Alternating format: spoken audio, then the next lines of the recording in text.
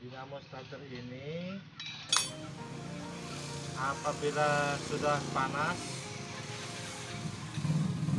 dia susah hidup,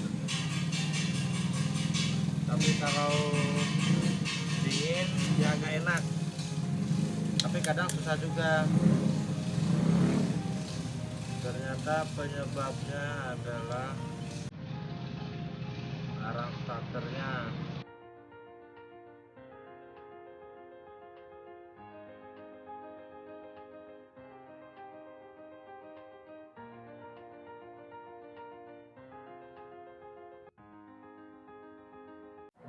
You, John Fitzgerald Kennedy, do solemnly swear I, John Fitzgerald Kennedy, do solemnly swear that you will faithfully execute the office of President of the United States that I will faithfully execute the office of President of the United States and will, to the best of your ability, and will, to the best of my ability, preserve, protect, and defend the Constitution of the United States. preserve, protect, and defend the Constitution of the United States. So help you God. So help me God.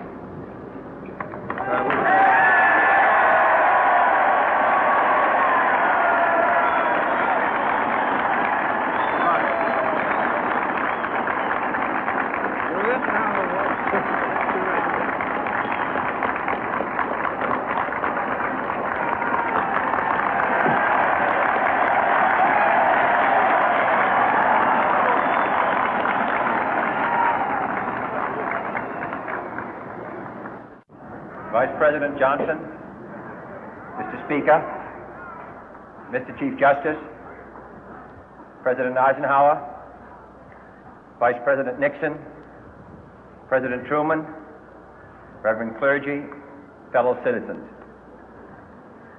We observe today not a victory of party, but a celebration of freedom, symbolizing an end as well as a beginning, signifying renewal as well as change. For I have sworn before you and Almighty God the same solemn oath our forebears prescribed nearly a century and 3/4 ago.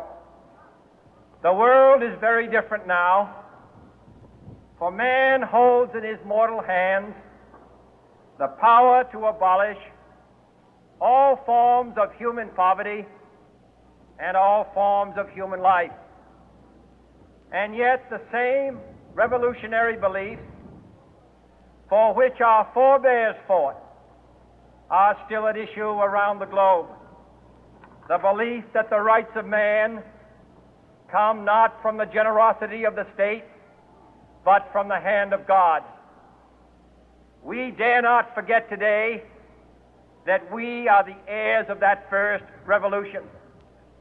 Let the word go forth from this time and place to friend and foe alike that the torch has been passed to a new generation of Americans born in this century, tempered by war, disciplined by a hard and bitter peace, proud of our ancient heritage, and unwilling to witness or permit the slow undoing of those human rights to which this nation has always been committed and to which we are committed today at home and around the world.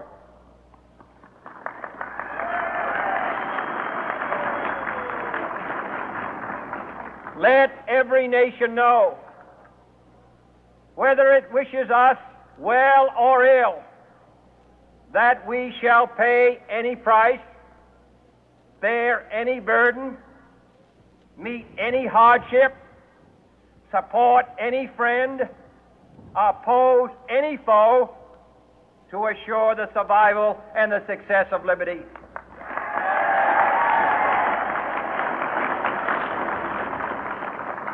This much we pledge and more. To those old allies whose cultural and spiritual origins we share, we pledge the loyalty of faithful friends.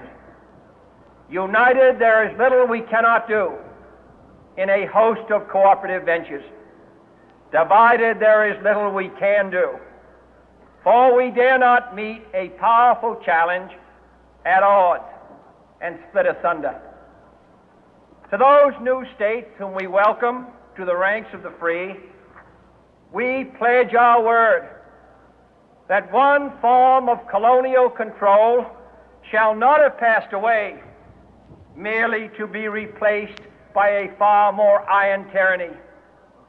We shall not always expect to find them supporting our view, but we shall always hope to find them strongly supporting their own freedom, and to remember that in the past, those who foolishly sought power by riding the back of the tiger ended up inside.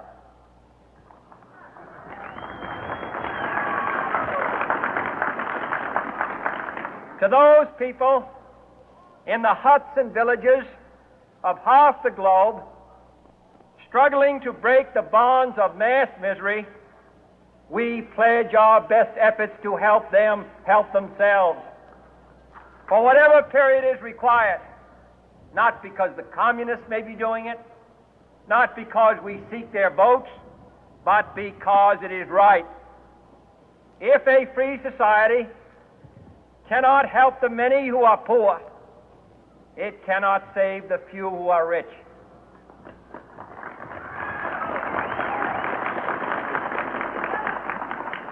To our sister republics south of our border, we offer a special pledge to convert our good words into good deeds, in a new alliance for progress, to assist free men and free governments in casting off the chains of poverty.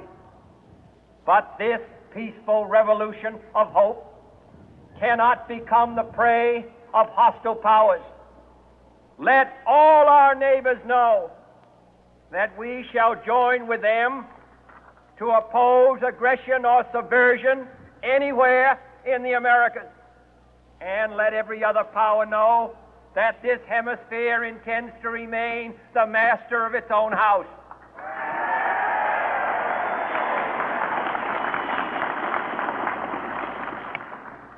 To that World Assembly of Sovereign States, the United Nations, our last best hope, in an age where the instruments of war have far outpaced the instruments of peace, we renew our pledge of support to prevent it from becoming merely a forum for invective, to strengthen its shield of the new and the weak, and to enlarge the area in which its writ may run. Finally, to those nations who would make themselves our adversary, we offer not a pledge, but a request that both sides begin anew the quest for peace. Before the dark powers of destruction, unleashed by science, engulf all humanity in planned or accidental self-destruction, we dare not tempt them with weakness, for only when our arms are sufficient beyond doubt can we be certain beyond doubt that they will never be employed.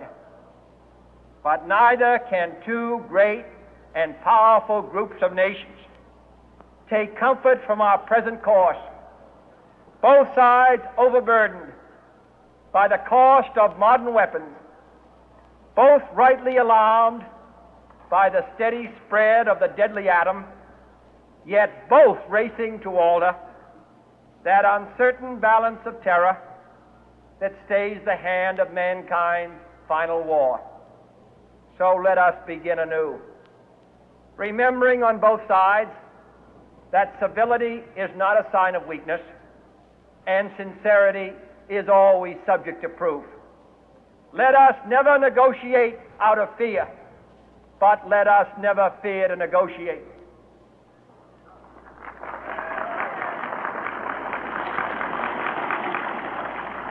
Let both sides explore what problems unite us, instead of belaboring those problems which divide us.